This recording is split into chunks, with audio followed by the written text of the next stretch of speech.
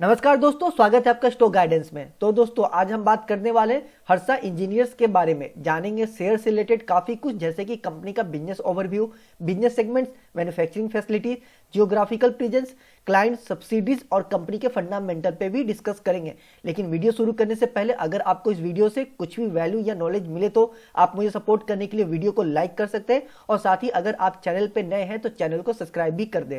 और इसके साथ साथ वीडियो के डिस्क्रिप्शन में हमारे फ्री टेलीग्राम चैनल का लिंक है, जिसको ज्वाइन करके आप शेयर मार्केट के रेगुलर और इंपॉर्टेंट अपडेट्स को पा सकते हैं।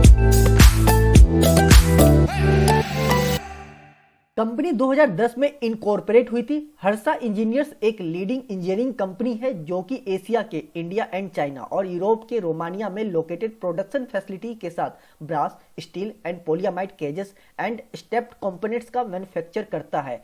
इंडियन बेयरिंग केजेस मार्केट में इस कंपनी का मार्केट शेयर 50 to 60% होने का एस्टिमेटेड है, जो इसे भारत में ऑर्गेनाइज सेक्टर में बेयरिंग केजेस का लार्जेस्ट मैन्युफैक्चर बनाता है इन टर्म्स ऑफ रेवेन्यू और वर्ल्ड में लीडिंग मैन्युफैक्चर में से एक है। 2021 में global organise bearing, brass, steel and polyamide cages market में हर्षा इंजीनियर इंटरनेशनल का शेयर 6.5% था। कंपनी की 3 सब्सिडरी कंपनीज है, जो कि एक चाइना में है, एक यूएसए में है और एक नीदरलैंड में है, और साथ ही यूरोप के रोमानिया में एक स्टेप डाउन सब्सिडरी कंपनी भी है।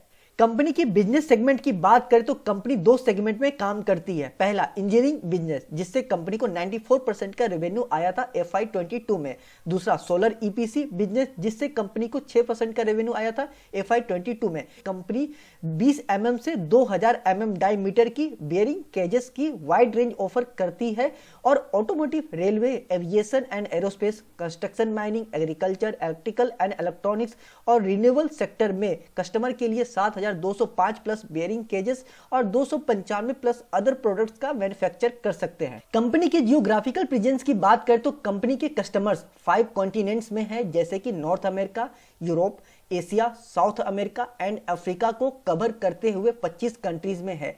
कंपनी ने Europe, USA, China and south America सहित दुनिया भर में 20 से ज्यादा लोकेशंस में वेयर हाउस है, जिससे कंपनी अपने कस्टमर को time to time inventory requirement को कैटर करने में हेल्प करता है। कंपनी का अपने क्लाइंट्स के साथ काफी ज्यादा स्ट्रॉन्ग रिलेशनशिप है, जैसे कि automotive, railway, aviation and aerospace, construction, mining, agriculture, electrical and electronics and renewable sector में कंपनी की काफी अच्छी रिलेशनशिप है। तो चलिए अब कंपनी की स्ट्रेंथ्स और वीकनेस की बात करते हैं। तो सबसे पहले स्ट्रेंथ की बात करें तो पिछले 2 साल से कंपनी का ROE, ROCE और ROA इंक्रीज हो रहा है और साथ ही पिछले 2 साल से कंपनी का एनुअल नेट प्रॉफिट भी इंक्रीज होता देखने मिला। और अब अगर कंपनी की वीकनेस की बात करें तो कंपनी के ऊपर डेट काफी ज्यादा है और कैश कम, और साथ ही पिछले 5 साल से कंपनी का EBITDA मार्जिन लो है। सो फ्रेंड्स, आइए अब कंपनी के इनिशियल रेशो पे बात करते हैं। तो मार्केट कैप देखें तो 4000 करोड़ के आसपास का मार्केट कैप है, जो कि एक स्मॉल कैप कंपनी है। वही आज के डेट में पर शेयर का प्राइस 440 पे चल रहा है। स्टॉक पीई की बात करें तो 43.6 है, वही इसका इंडस्ट्री पीई देखें तो 23.5 है। तो स्टॉक पीई अपने इंडस्ट्री पी से काफी ऊपर ट्रेड करता हुआ देखने को मिल रहा है, जो कि कहीं ना कहीं स्टॉक पी अभी महंगा समझ में आ रहा है।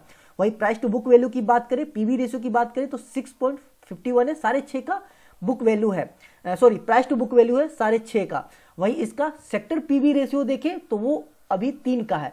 तो सेक्टर पीवी से अपना price to book value share का अभी डबल चल रहा है, जो कि कहीं ना कहीं महंगा देखने को मिल रहा है। तो प्राइस टू बुक वैल्यू और स्टॉक पी ये दोनों ही अभी काफी महंगे देखने को मिल रहे हैं, जो कि कहीं ना कहीं वैल्यूएशन के मामले में ये महंगा है। वही डिविडेंड यील्ड की बात करें तो 0 है। फेस वैल्यू की बात करें तो 10 से आगे आपको स्प्लिट देखने के लिए जरूर मिलेगा। वहीं ईपीएस की बात करें तो 12 रुपए के आसपास का ईपीएस है, जो कि मैं इसे अच्छा या फिर खास कंसीडर नहीं कर सकता।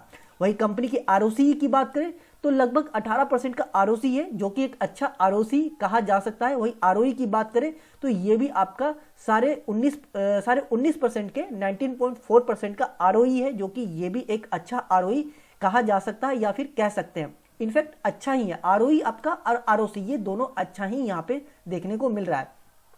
वही कंपनी के सेल्स ग्रोथ की बात करें तो 51% समथिंग का सेल्स ग्रोथ है, जो कि एक अच्छा सेल्स ग्रोथ देखने को मिल रहा है। लेकिन फ्रेंड्स ये TTM है, ट्रेलिंग 12 मंथ का, लास्ट ईयर का। वही प्रॉफिट ग्रोथ की बात करें तो 102% का प्रॉफिट ग्रोथ है, ये भी एक आपको अच्छा प्रॉफिट ग्रोथ देखने को मिल रहा है और ये भी लास्ट ईयर का है, TTM का है। कंपनी का कैश की बात करें तो 39 समथिंग करोड़ के आसपास के कंपनी पे कैश है। वही कंपनी के डेट की बात करें कर्ज की तो 385 करोड़ का कर्ज है। तो कंपनी पे कर्ज काफी ज्यादा है और कैश काफी कम है कंपनी पे। वही कंपनी के प्रमोटर होल्डिंग की बात करें तो 74.6% का प्रमोटर होल्डिंग है, जो कि एक बहुत ही बेहतरीन प्रमोटर होल्डिंग देखने को मिल रहा है। वही प्रियतोस्की स्कोर की बात करें तो 6 का है। फ्रेंड्स मैं आपको बताता चलूं, प्रियतोस्की स्कोर उसे कहते हैं, सिंपल ये समझ लीजिए कि प्रियतोस्की स्कोर से आप ये समझ सकते हैं कि कंपनी फाइनेंशियली कितनी स्ट्रांग है या फिर कितनी कमजोर है। तो अगर प्रियतोस्की स्कोर 6 से ऊपर है, 6 या 6 से ऊपर है तो कंपनी स्टेबल है, फाइनेंशियली स्टेबल है या स्ट्रांग है। और अगर 6 से नीचे है तो कंपनी वीक है। और जितना नीचे कम रहेगी, जितना कम मिलेगा प्रियतोस्की स्कोर, कंपनी उतनी ज्यादा वीक समझ में आती है। और वही अगर प्रियतोस्की स्कोर जितना ऊपर मिलता है, जितना ज्यादा देखने को मिलेगा, कंपनी उतना ज्यादा फाइनेंशियली मजबूत स्ट्रांग समझ में आती है। सो फ्रेंड्स आइए अब फाइनली सिंपल समझते हैं कि कंपनी में क्या अच्छा देखने को मिल रहा है और क्या खराब। तो सबसे पहले अच्छे की बात करते हैं तो कंपनी का आपका आरओसी अच्छा देखने को मिल रहा है, आरओई अच्छा देखने को मिल रहा है, कंपनी में सेल्स ग्रोथ अच्छा देखने को मिल रहा है, प्रॉफिट ग्रोथ अच्छा देखने को मिल रहा है, कंपनी का प्रियतोस्की स्कोर अच्छा देखने को मिल रहा है, प्रमोटर होल्डिंग यहाँ पे अच्छा देखने को मिल रहा है। तो फ्रेंड्स ये आपके टोटल 6 पॉइंट्स है जो कंपनी में अच्छा देखने को मिल रहा है। अब बात करते हैं कंपनी में दिक्कत वाली क्या बात है। तो सबसे पहली दिक्कत वाली बात यह देखने को मिल रही है कि कंपनी के पास कैश कम है और डेट काफी ज्यादा है। तो ये सबसे ज्यादा दिक्कत वाली बात यहाँ पे देखने को मिल रही है। दूसरा भाव की बात करते हैं, वैल्यूएशन की बात करते हैं। स्टॉक पी अपने इंडस्ट्री पी से ऊपर मिल रहा है, जो कि एक दिक्कत की बात है। वही प्राइस टू बुक वैल्यू की बात करें तो ये भी अपने सेक्टर पीवी से डबल ऊपर देखने को मिल रहा है, जो कि इसका सेक्टर पीवी 3 का है और ये प्राइस टू बुक वैल्यू आपका 6.51 है। तो ये भी आपको महंगा देखने को मिल रहा है। कंपनी का ईपीएस कुछ खास नहीं है, डिविडेंड यहाँ पे 0 शो कर रहा है। तो ये आपके ये जो इतने जो पॉइंट्स है, 6 पॉइंट्स है, ये यहाँ पे दिक्कत वाली बात देखने को मिल रही है। तो आप इसे ऐसा समझ सकते हैं कि इनिशियल रेशियो से तो हमें ये समझ में आ रहा है कि कंपनी ठीक ठाक और ठीक ठाक नहीं भी, मीन्स 50-50 देखने को मिल रही है कि ठीक ठाक कंपनी है भी और ठीक ठाक कंपनी नहीं भी है। मतलब आधी चीज अच्छी देखने को मिली और आधी चीज आपको खराब देखने को मिली, परेशानी की बात देखने को मिली। बट फ्रेंड्स चूंकि ये एक इनिशियल रेशियो पे डिस्कस हुआ है, इनिशियल रेशियो पे हम लोगों ने बातें की हैं, तो आगे चलते हैं और कंपनी का डिटेल में और डिस्कस करते हैं। जो कि कंपनी का पहले बात चले तो प्रॉफिट एंड लॉस की बात करते हैं। तो कंपनी का सेल्स अगर देखें तो कंपनी यहाँ पर ईयर ऑन ईयर का एवरेज निकालते हैं, ईयर ऑन ईयर बेसिस का एवरेज निकाल के देखते हैं तो कंपनी यहाँ पर आपको इंक्रीज होता हुआ देखने को मिल रहा है कंपनी का सेल्स, जो कि एक अच्छी बात है। वही कंपनी का ऑपरेटिंग प्रॉफिट की बात करें तो ये भी ईयर ऑन ईयर बेसिस पे एवरेज निकाल के देखें, नहीं एवरेज निकालने की जरूरत नहीं है, यहाँ पर आपको ईयर ऑन ईयर बेसिस पे इंक्रीज होता ही देखने को मिला है, जो कि बहुत ही अच्छी बात है। फ्रेंड्स ऑपरेटिंग प्रॉफिट क्या होता है? कंपनी अपने कोर बिजनेस से जो प्रॉफिट कमाती है उसे कहते हैं ऑपरेटिंग प्रॉफिट। तो कंपनी का operating profit year on year basis पे इंक्रीज होता हुआ देखने को मिला है, जो कि एक अच्छी बात है। वही कंपनी की अदर इनकम की बात करें तो इसका ईयर ऑन ईयर बेसिस पे एवरेज निकाल कर देखते हैं तो ये भी इंक्रीज होता हुआ देखने को मिल रहा है, जो कि एक अच्छी बात है। वही आगे चलते हैं नेट प्रॉफिट की बात करें तो नेट प्रॉफिट कंपनी का ईयर ऑन ईयर बेसिस पे इंक्रीज होता हुआ देखने को मिला, जो कि एक बहुत ही अच्छी बात है। वही कंपनी के ईपीएस की बात करें तो ईपीएस भी ईयर ऑन ईयर बेसिस पे इंक्रीज होता हुआ देखने को मिला है, ये भी काफी अच्छी बात है। तो फ्रेंड्स कंपनी का प्रॉफिट एंड लॉस फाइल जो है यहाँ पे तो अच्छा देखने को मिल रहा है। खैर आगे चलते हैं, अब कंपनी का बैलेंस शीट देखते हैं। तो कंपनी का बैलेंस शीट देखें तो कंपनी का रिजर्व अगर देखते हैं तो ये आपको ईयर ऑन ईयर बेसिस पे इंक्रीज होता हुआ देखने को मिला है, जो कि अच्छी बात है। वही कंपनी की डेट की बात करें, कर्ज की बात करें तो यहाँ पर देखें तो कंपनी अपना कर्ज को कम करने के लिए कोशिश कर रही है और कंपनी ने अपने कर्ज को कम भी किया है। 2020 में कंपनी के ऊपर 419 करोड़ का कर्ज था, डेट था। आज के डेट में मार्च 2022 में आज के डेट में कंपनी के पास 385 का डेट है, कर्ज है। तो कंपनी अपने 2020 से 2022 में पिछले 2 साल में कंपनी ने अपने कर्ज को कुछ कम किए, जो कि अच्छी बात है कि कंपनी अपने कर्ज को कम करने में कोशिश कर रही है और कंपनी ने अपने कर्ज को कुछ कम भी किया है।